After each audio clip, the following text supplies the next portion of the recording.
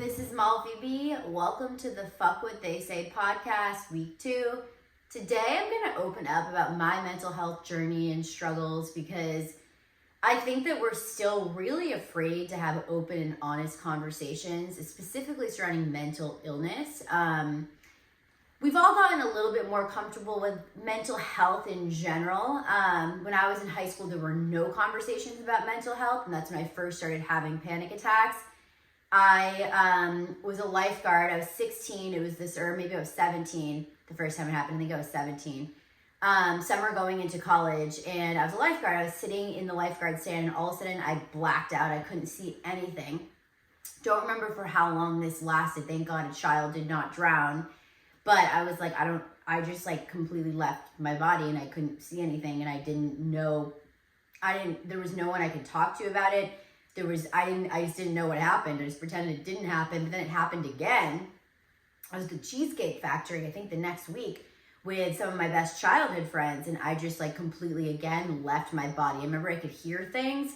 I could hear them, and I couldn't hear actually what they were saying, but I could hear like voices, and I like knew where I was, yet I just like was out of body. So that was the beginning of the panic attacks for me. Yet I didn't know what was going on, so I obviously did not get help with it. But I think that everyone's like, we're comfortable saying we know mental health is important. It's something everybody deals with. Like, if you need us as a resource, come tell us. Don't be afraid to say you're struggling. Like, it's like we've gotten, like, that's like the jargon that we as a society use. However, we're comfortable with mental health, but we're not comfortable with mental illness.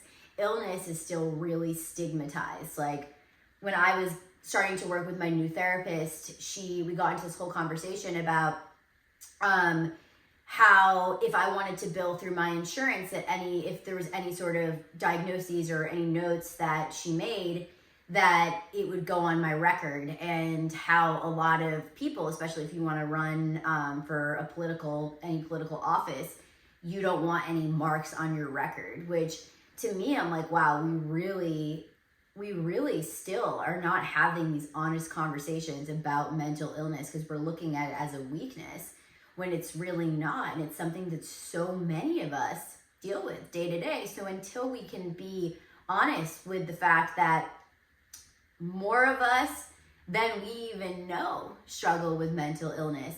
And yes, we all can be happy. Like, mental health is so like positive. Like, we're dealing with our mental health. But you know what?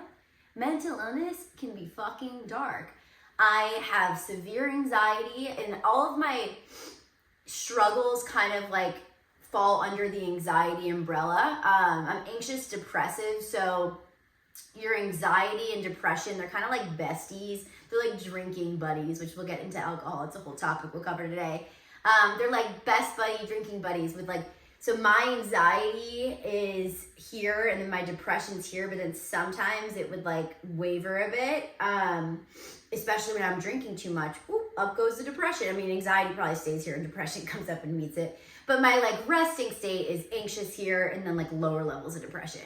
I also struggle with OCD, and these things are not, there's things that you can do to manage, but they're never leaving me. It's something I deal with every single day of my life, and I know I'm not alone in that, and that's why I want to be so open with what I deal with and what I go through and have been through, because I have definitely gotten a lot of comments saying, I've like talked a bit about my mental health struggles and journeys, and people will be like, oh, I didn't know you had any issues at all. Like, from the outside, I would never think you do. And I think that that's the perception that we have about a lot of people, that we're like, oh, like, there's no way they struggle.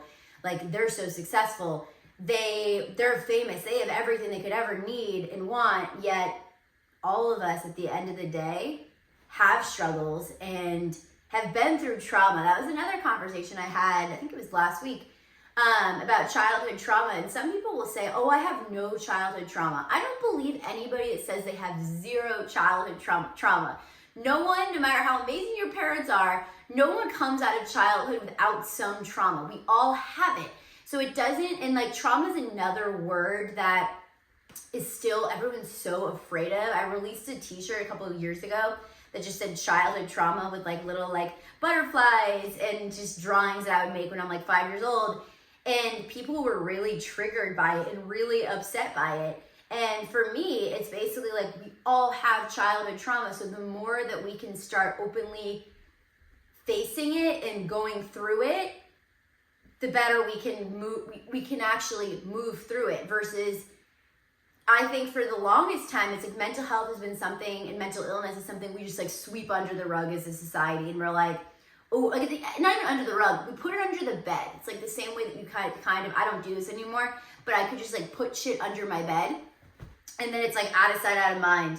But like, then you go to move and you're like, whoa, I have all this shit under my bed. It's the same thing with your trauma and your serious issues. When you just like tuck them away, you better believe they're gonna resurface. And that's actually what happened to me. I haven't really opened up about this since it all happened, but it was so I got burglarized almost a year ago. I was living in a luxury apartment building, which I had moved into as a single woman.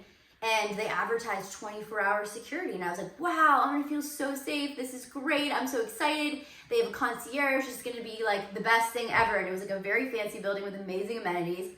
So I couldn't have been more excited. And I ended up getting burglarized there, which we still don't know who did it or why. I mean, I guess they wanted my Horford Dior bag, my custom Horford Dior bag that I made. That's what they took back. That's all they took.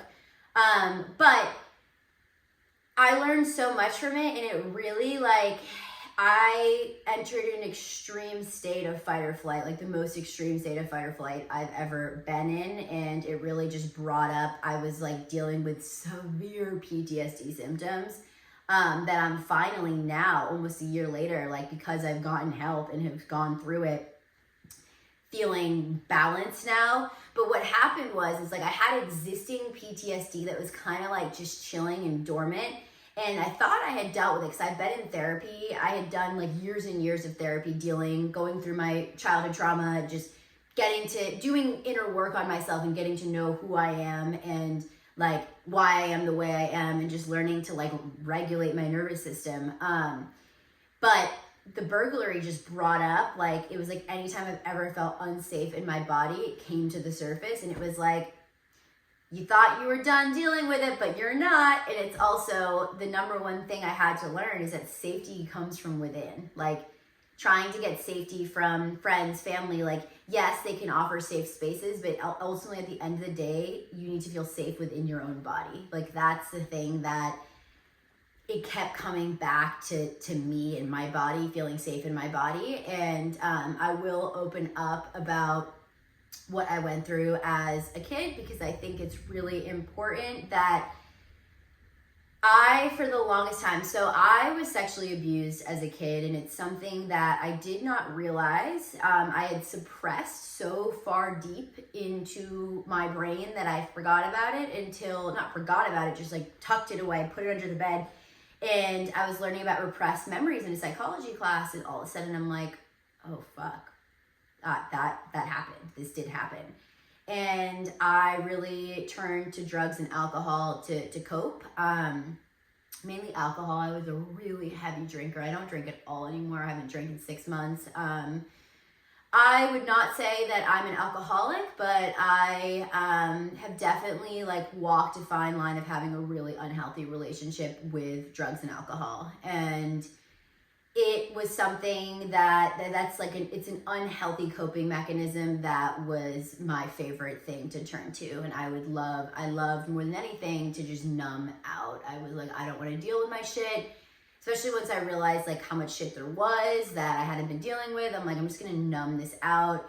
And that was the first time that I willingly, my sophomore year of college, I was like, I need to go see a therapist. I like don't feel anything. I'm numbing out everything in my entire life. I feel nothing.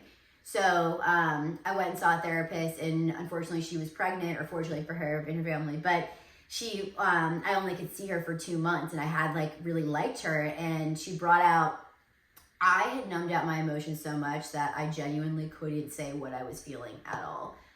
She had to bring me out this like feelings wheel that would literally say like sad, agitated, frustrated, happy, angry, like anxious, like a feeling. And there was like so many feelings. And I'm like, oh my God, I had to like study the feelings wheel to remind myself that like, ooh, like I had suppressed my emotions so much that I didn't remember that I could feel all of those things.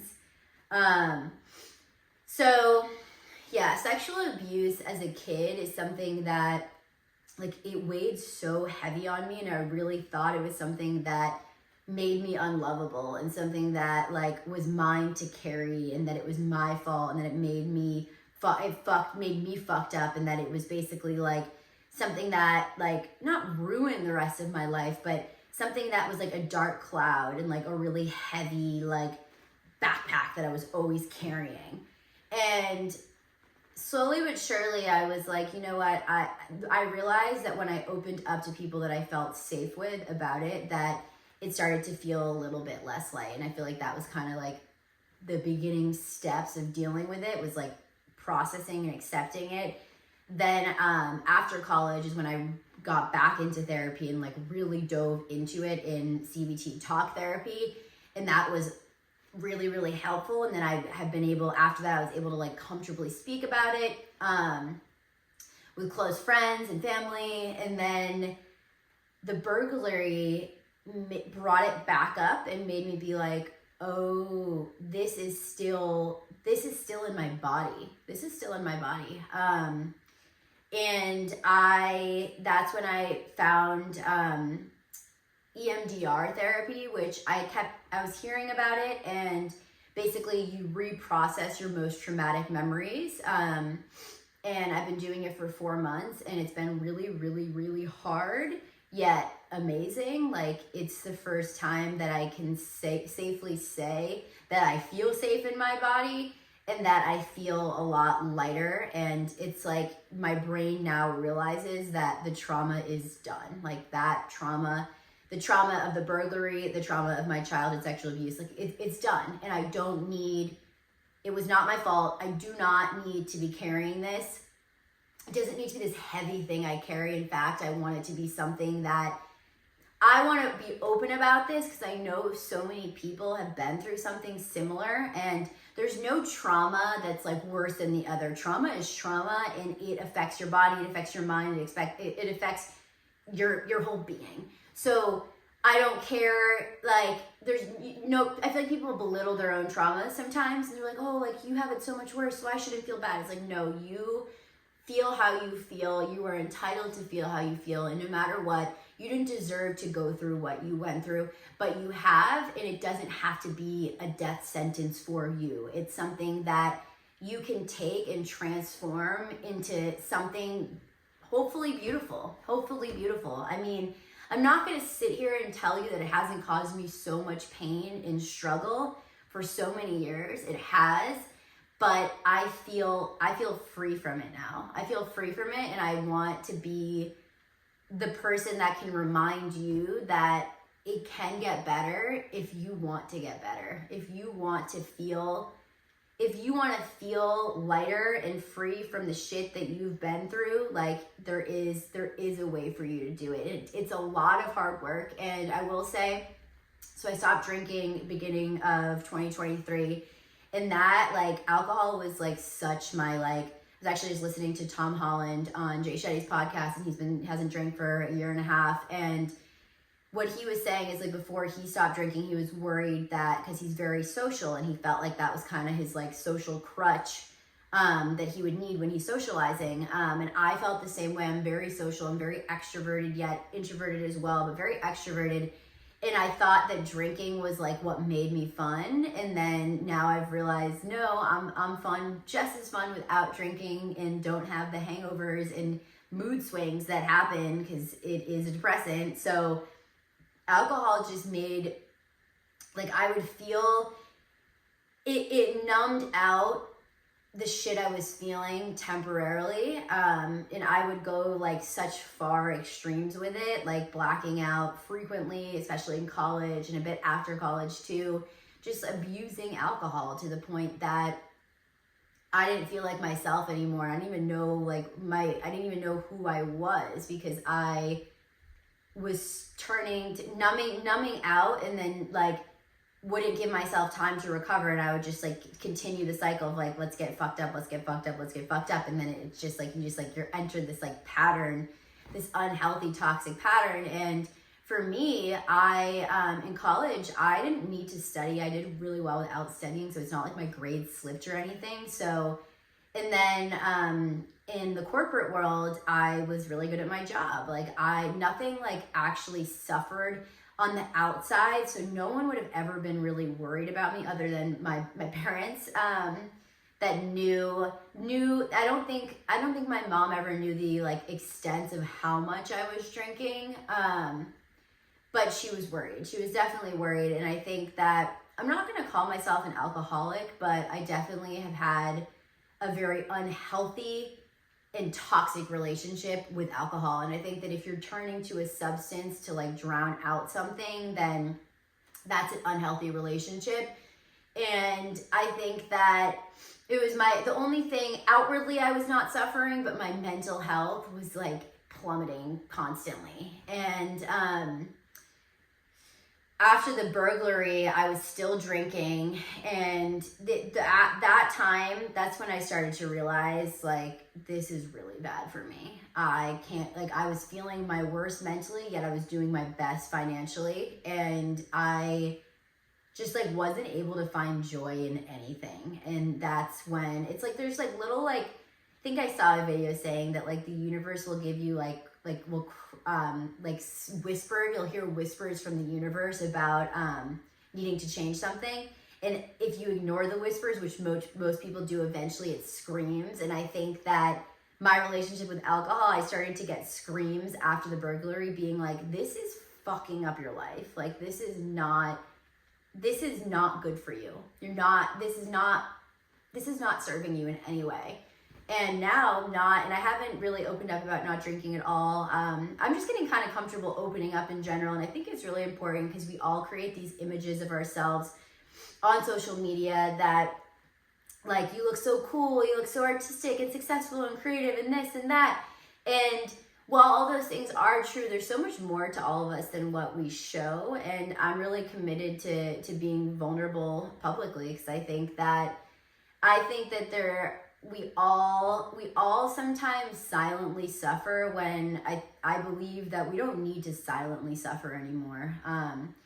Enough of us have felt similar things or are currently feeling similar things that I think that we should be able to come together and uplift one another. And we all have enough internal battles going on that the last thing we need to do is bring one another down for what we're going through, or when you have no idea what people are going through. And that's something that, judging people is something that, it's been a practice of unlearning judgment, because I definitely used to be really judgmental of so many different things, and just off the bat judge someone based on what they looked like, where they went to school. And then I realized, I'm like, that is not what determines someone's value, and that's not what defines someone. You are so much more than all of these things that you think define you. And I really think that, like, as humanity, that I don't believe in toxic positivity, because I do think there's like so much like toxic positivity that happens, but I do have this like faith in humanity that the more we can be vulnerable with one another, like, and it's like vulnerability starts within, but then like when you can be vulnerable with people that can hold the space for you. Or I think, who was it? Was it Jay Shetty? I'm like obsessed with Jay Shetty and Rick Rubin. So I'm like, I don't know who said it. But that I think it was Rick, that the universe actually, in Rick's new book, the universe holds, no, it was Jay Shetty. It was Jay Shetty.